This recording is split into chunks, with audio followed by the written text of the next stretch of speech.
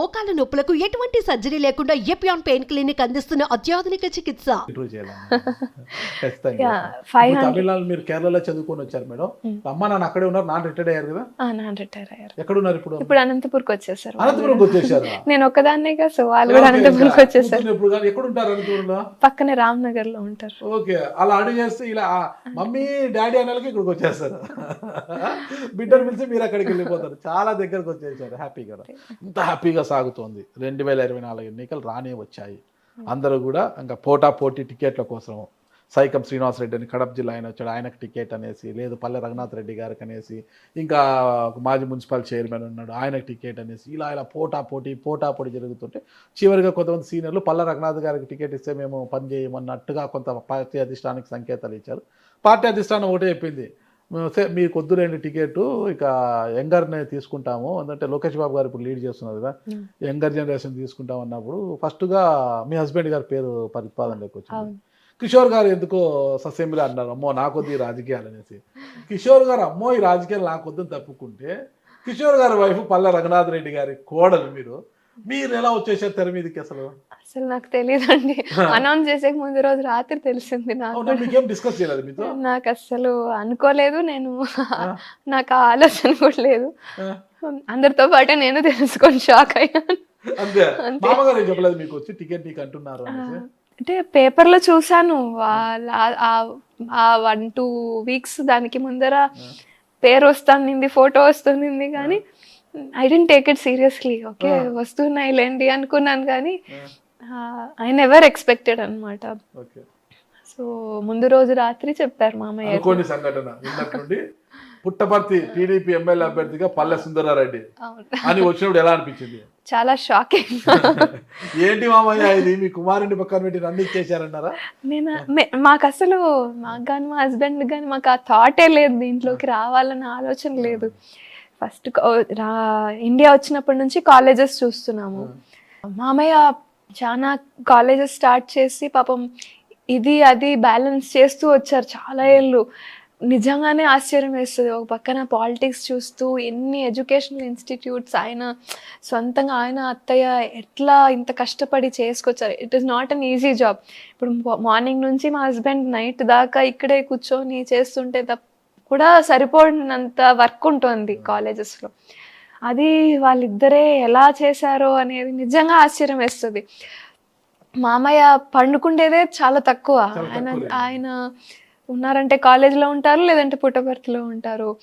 అసలు కాళ్ళలో చక్రాలు పెట్టుకొని తిరుగుతుంటారు. నేను ఎప్పుడు అదే అనుకుంటాను. మీరే కదా? సార్ కాదు కదా, మీరే కదా. పవర్స్ మీ దగ్గర ఉన్నాయా, మా దగ్గర ఉన్నాయా? లేదు, అంతా నాకే. పాప గైడ్ చేస్తున్నారు. అంటే టోటలీ న్యూ ఫీల్డ్ కదండి ఇది. అంటే అసెంబ్లీలో ఇట్లా 0 hour ఉంటుంది, ఇవన్నీ కూడా తెలీదు పాపం. ఎలా ఒక టీచర్ ఒక స్టూడెంట్ కి నేర్పిస్తారు, అలాగే సేమ్. నాకు అప్పట్లో కెమిస్ట్రీ నేర్చుకోలేకపోయాను అన్నాను కదా, ఇప్పుడు దీంట్లో బాగా మెంటర్షిప్. అంటే ఈ టోటలీ న్యూ ఫీల్డ్ లోకి వచ్చినప్పుడు మనకి ఎస్పెషలీ ఎమ్మెల్యే అనేది చాలా పెద్ద బాధ్యత అండి. ఏదో పోయి వచ్చామా వెళ్ళామా అనేది కాదు. ఆ 2 lakh పైచిలకు ఓటర్స్ లైఫ్స్ అంతా మన చేతిలో, అంత నమ్మకం పెట్టుకొని మనకి ఇచ్చిన బాధ్యతని దాన్ని ఈజీగా తీసుకోకూడదు. పోలీస్ వ్యవస్థ తెలుసు, మా నాన్నగారు పోలీస్లో ఉన్నారు కాబట్టి. అంటే ఇన్ని రోల్స్ అండ్ రెస్పాన్సిబిలిటీస్ ఒక ఎమ్మెల్యేకి ఉంటాయా అనేది కూడా అంటే దిగినాక కానీ మనకు అర్థం కావు ఏం చేయాలి అనే దాంట్లో బాగా గైడెన్స్ ఇస్తారు మామయ్య గారు.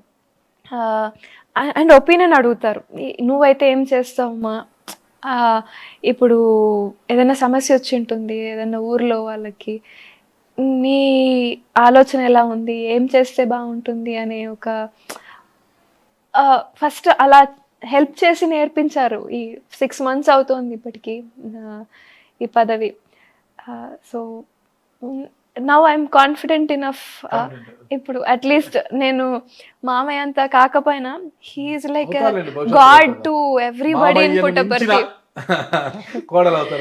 ఆయన he is literally a god to. చాలా ఊర్లలోకి వెళ్తే మీ వల్లనే అమ్మా, మీ మామయ్య వల్లనే అమ్మా అని చెప్పి చూపిస్తారు ఫొటోస్ ఆయనవి. దేవుడి ఫోటోలతో పాటు ఆయన ఫోటో చూసిన సందర్భం చాలా ఇళ్ళలో నేను చూశాను. అంటే ఆయన ఎంత హెల్ప్ చేసింటే ఆయన మనం హెల్ప్ చేసిన వాళ్ళనే గుర్తుపెట్టుకోము ఈ మధ్య కాలంలో. అలాంటిది ఫోటో పెట్టుకొని అంతగా ఆరాధిస్తున్నారు అంటే హీ హెస్ డన్ వండర్స్ అనే నేను చెప్పుకోవాలి. 30 years he's put his heart, soul, sweat and blood, everything into మీ మామయ్య గారు ఒక పక్క విద్యా సంస్థలు మెయింటైన్ చేస్తున్నాయి, ఎమ్మెల్యే టికెట్ కోసం చాలా స్ట్రగుల్ పడ్డారు ఆ రోజుల్లో టికెట్ తెచ్చుకోవడానికి. అంత స్ట్రగుల్ పడ్డ తర్వాత ఇంకా స్ట్రగుల్ అనేది లేకోకుండా ఆయన చేతుల్లో ఇంకా టికెట్ వస్తూనే ఉంది ఆయనకు. ఇంకా ఆయన ఏంటో నిరూపించుకున్నారు. ఆయన ఒక స్ట్రగుల్ బట్టి టికెట్ తెచ్చి ఈరోజు ఎలాంటి స్ట్రగుల్ లేకుండా మీకు టికెట్ వచ్చేసింది. సరే ఎమ్మెల్యేగా గెలిచారు. అసలు ప్రచారానికి వెళ్ళినప్పుడు ఆ గందరగోళము, ప్రత్యర్థులు తిట్టడము, మీరు అనడము, ఇవన్నీ ఎలా అనిపించింది మీకు అసలు ప్రచారంలో అంతా? అంటే ప్రచారం కొత్త ఏం కాదు. లాస్ట్ 2 times శ్రీధర్ గారు మీ మామగారి యొక్క స్టూడెంట్. లాస్ట్ 2 times మామయ్య గారి కోసం ప్రచారానికి హెల్ప్ చేయడం నాకు అది అవకాశం వచ్చింది. 2019లో చేశాను, 14లో కూడా చేశాను. సో అది ప్రచారం కొత్తగా ఏమనిపించలేదు, కానీ కొత్త ఏమంటే నేను క్యాండిడేట్ అవడం కొత్త. అంటే మామయ్యకి ఓట్ వేయడం అంటే మనం ఓన్లీ వెళ్ళి అడిగేసి రావాలి, కానీ ఇది రెస్పాన్సిబిలిటీ అంతా మనం తీసుకొని చేయాలి అనేది అప్పటికి ఇంకా సింక్ ఇన్ అవ్వలేదు అనమాట. ఒకవైపు పల్ల రఘునాథరెడ్డి గారు స్టూడెంట్, దుద్దగుండ శ్రీధర్ రెడ్డి గారు, మరోవైపు పల్ల రఘునాథరెడ్డి గారి కోడలు, ఇద్దరు బరిలో ఉన్నారు. ఫ్యామిలీ సపోర్ట్ బాగుందండి. మామయ్య ఎంత సపోర్ట్ చేశారు, మా హస్బెండ్ కూడా అంతకంటే ఎక్కువ చేశారు.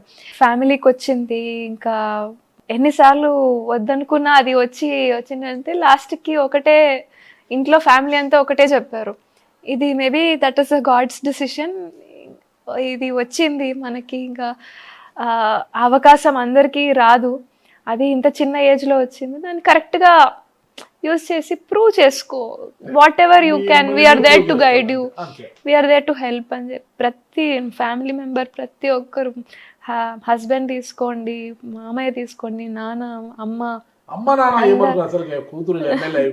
నాన్నమ్మ కూడా షాక్. అసలు ఎక్స్పెక్ట్ చేయలేదు కానీ there throughout to support. అంటే పిల్లల్ని వదిలేసి ప్రచారానికి లిటరలీ ఫ్యామిలీ మేము ముగ్గురం వెళ్ళిపోయే వాళ్ళం, నేను, మామయ్య, మా హస్బెండ్ ముగ్గురం పొద్దునే వెళ్ళిపోయేవాళ్ళం. పిల్లలకి డైజెస్ట్ అవ్వలేదు, ఫస్ట్ ఇప్పటికీ అవ్వలేదు పాపం. ఇప్పటికీ అడుగుతారు, తాత ఎందుకు తాత అమ్మని తీసుకెళ్తున్నావు పుట్టపర్తికి అని. అర్థం కాని ఏజ్ లో ఉన్నారు వాళ్ళు కూడా. ఇప్పుడు 8 years, the twins, third class. First బాబా పాపనా? ఫస్ట్ బాబు, పాప 2 minutes తేడా. ఓకే. ఎమ్మెల్యేకి గెలిచారు, అసెంబ్లీలోకి అడుగు పెట్టినప్పుడు, దేవాలయం లాంటి అసెంబ్లీలోకి అడుగు పెట్టినప్పుడు ఏమనిపించింది? భయం వేసింది.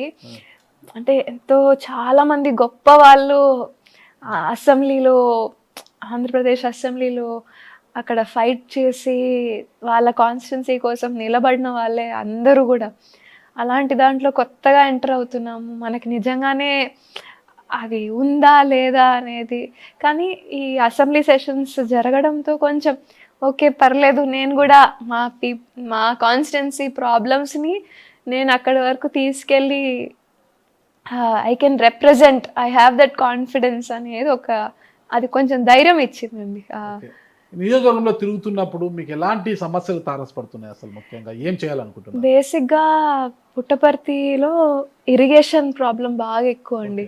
ముందు చాలా ఎక్కువ ఉండేది. మామయ్య టైంలో హంద్రీనివాది phase 1, phase 2 చంద్రబాబు నాయుడు గారు వీళ్ళందరూ మినిస్టర్గా ఉన్నప్పుడు 2014-19లో చాలా వరకు phase 1, phase 2 కంప్లీట్ చేశారు.